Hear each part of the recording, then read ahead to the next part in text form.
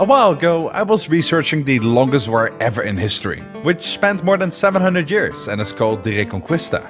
A massive war between invading Muslims and Christians on who got to own the Iberian Peninsula. But while researching that massive war, I came across a smaller specific story that honestly felt like it came straight from a movie. Almost like an alternative Lord of the Rings story. A story about a prince with a dream and a mission to revive his slain dynasty. But before I introduce you to that main character in this wild story, allow me to explain the state of the European and Islamic world around the year 700, so that we are all on the same page. And I'll start with 0. Or actually, I'll start with the intro. Give me 5 seconds. Historically Facts, Part 7. Around the year 0, Jesus Christ was born within the Roman Empire in Bethlehem. Romans did a bad thing and welcomed Christianity into the world. Another thing that Romans were bad at is keeping barbarians from their soil. And the glorious Roman Empire turned in the span of 80 years into half of its original size, with only the Eastern Roman Empire continuing its memories.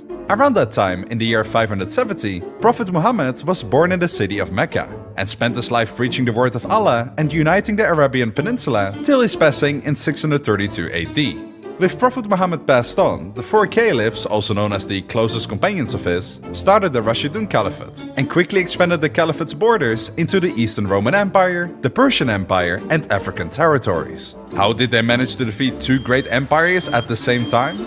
Well, the Persians and self-proclaimed Romans had been fighting for centuries because of disputed territory, weakening both sides massively, which was beneficial for the rapidly approaching fresh Arab Empire. Then, internal struggles. Prophet Muhammad never clearly told his followers who would follow his footsteps as the leader in the Islamic world, which left them with 4 candidates, also known as the caliphs, who I introduced before. It was quickly decided that those 3 were to be caliph first, and finally Ali as the 4th.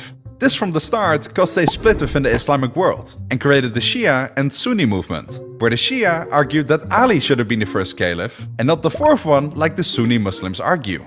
During the reign of the 3rd caliph named Uthman, unrest was growing and growing to the point where rebels broke into Uthman's home and killed him while he was reading the Quran. This sparked outrage all across the empire and ignited the first Islamic civil war, and the 4th caliph Ali in the role to fix it. Long story short, Ali got assassinated, and the head of the Umayyad family, which were devout Sunnis and a powerful family, became the 5th caliph and started the Umayyad Caliphate. Alright, cool, we are now getting close to the start of our story, so just bear with me just a little bit longer. The Umayyad Caliphate got bigger and more powerful as the years went on, to the point where they spread from India all the way to the bottom of France. It was a marvelous empire, at least if you were a prestigious Arab, that is. Any other minority got treatments and taxes that were blatantly unfair. Huh? But aren't all these guys Arab, says the clueless American and European? Well, not exactly. This part is Arab. That part is Persian, the people whose empire was defeated by the Arabs. They were mainly Shia Muslims and felt a strong affinity with the assassinated Caliph Ali. And, you might have guessed it, the combination of unfair treatment plus religious differences caused these suppressed groups to come together as the Abbasid movement. And they were ready for a revolution. A bloody revolution, that is. The Umayyad Caliph, Marwan II, could feel the rain coming, and rallied up his troops and headed to battle to face off the Abbasid army.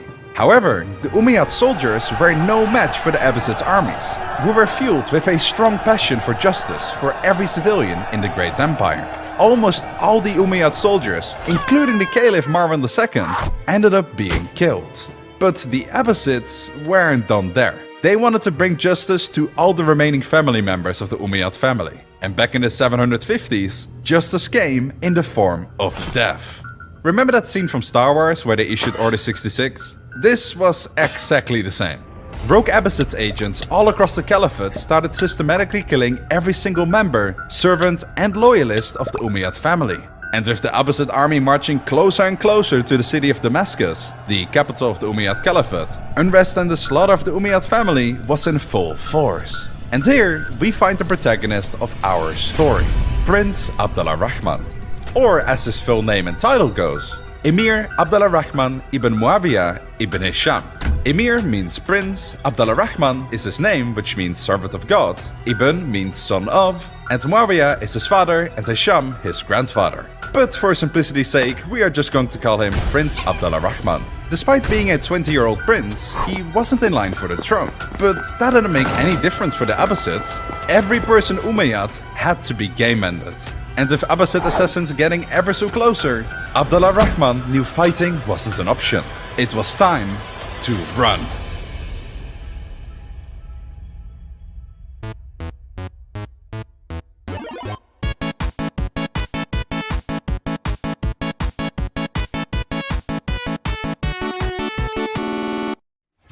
With swords clashing in the hallway, time was of the essence. First things first, the group had to decide where to flee to. Looking at the map, Yahya, the brother of Abdullah Rahman, suggested it made sense to try to outdistance the Abbasids as far as possible, meaning to head westwards towards Palestine. However, Badr, a freed slaveman and close loyalist of the prince, argued against it, and suggested they should avoid major roads and cities and to follow the Euphrates River up instead, potentially finding support and shelter along their way. Abdullah Rahman agreed, but that wasn't the only problem they had to tackle. How were they going to escape the city without getting detected? Sure, they could just try their luck and run, but that would mean that he had to leave his 4-year-old son and his sisters behind, something that the prince wouldn't dare to think about. Badr, once again, being experienced in a simpler lifestyle, came to the rescue. Disguises. Ditch the luxuries and bulking weapons, cover your faces and only grab what is necessary. Leave the city as merchants. The group agreed and exited through the back door onto the streets of chaos. With bodies everywhere and unnecessary bloodshed tainting the streets of the fallen capital, the group set off and managed to slip their way out of the grasp of the Abbasids' wrath. For now.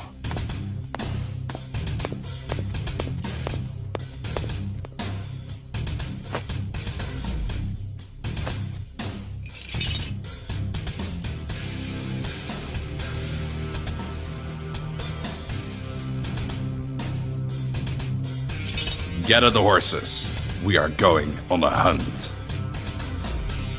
Ah, shucks. Damascus behind them, the group was far from safe. The Abbasids, now in control of the capital and the Caliphate, renamed the empire to the Abbasid Caliphate, which all but the western provinces around Spain and Morocco complied with. There was no more going back to the realm and luxury that the two princes were a part of. At the time, the group didn't know it yet, but they were the last remaining Umayyad blood alive in the entire Caliphate. Everyone else had been murdered. The group, exhausted both mentally and physically, arrived late that day in a small village to rest up and prepare for the final stretch towards the river. The townsfolk, seemingly sympathizing with the prince and its cause, offered them a couple simple but warm tents for them to rest in. At last, after a traumatizing day, the group could finally close their eyes and sleep. But not for long.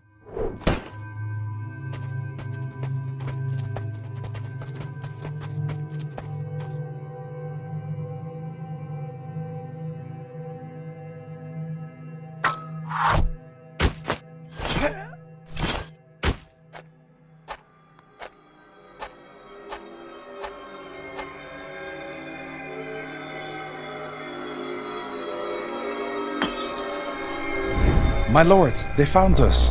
No! Stay back! Gordon! Ah! Wake my brother. I need to find my son. Oh no.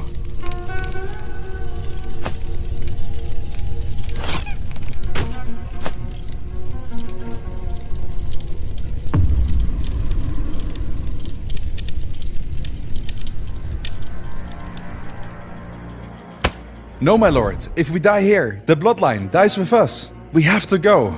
And with pain in their hearts and no other choice, the trio left the village, leaving the rest of the group to its fate.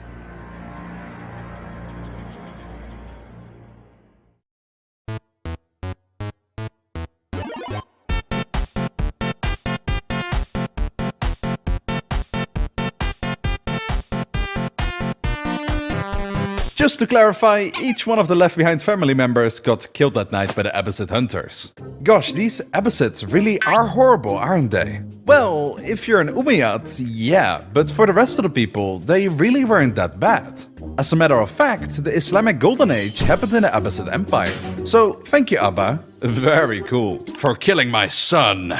And 3 sisters. If we take a look at the magically updated map, we can tell that the situation is worse than I thought it was. Damascus has completely fallen, and the Abbasid armies are spreading out and taking down the remaining rogue soldiers. You might be thinking, why don't they just hop over into the Eastern Roman Empire and look for shelter there? Well, remember when the Arabs took half of their already halved empire? Yeah, they still didn't forget about that one. Speaking of forgetting something, it seems like the Abbasid hunters are here to finish the job.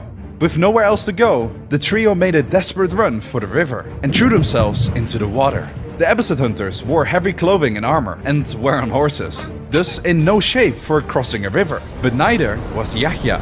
Abdullah Rahman was always an athletic type, and better being a freed slave, naturally is used to do demanding physical tasks. But Yahya was more emir than swimmer. The three desperately started to swim to the other side, but the deeper into the crossing they went, the stronger the current. If only I could just not cross or something. If you come back, we promise we won't kill you. Alright, that's it, I'm going back. What are you doing, brother? Hurry, we can't go back. Just last night, they killed our sisters and my son. You can't trust them. Bro, relax. They promised. Surely they wouldn't break that. Oh. What a dumbass. You reckon it would work again? Doesn't hurt to try. Hey, I know we just killed your brother and all that, but if you come back, we won't kill you. And so, Abdullah Rahman swam back, became best friends with the murderer of his entire bloodline, and the Arab countries would never be in another war ever again. Is what the prince wished he could believe, but better going far beyond his pay grade, pulled them away from the river, and the two of them ran like their lives depended on it. Which it did. The two kept running and running, till there was no more land to run on.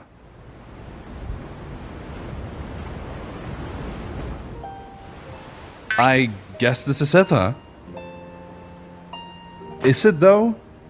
Better. I am the last one of the Umayyad clan. Everyone else is dead. They count on me better. I can't just give up and accept my fate or hide in exile. For Allah's sake, what do you think my son would say if he saw me surrender? Why do you imagine me as a little baby? Probably nothing good.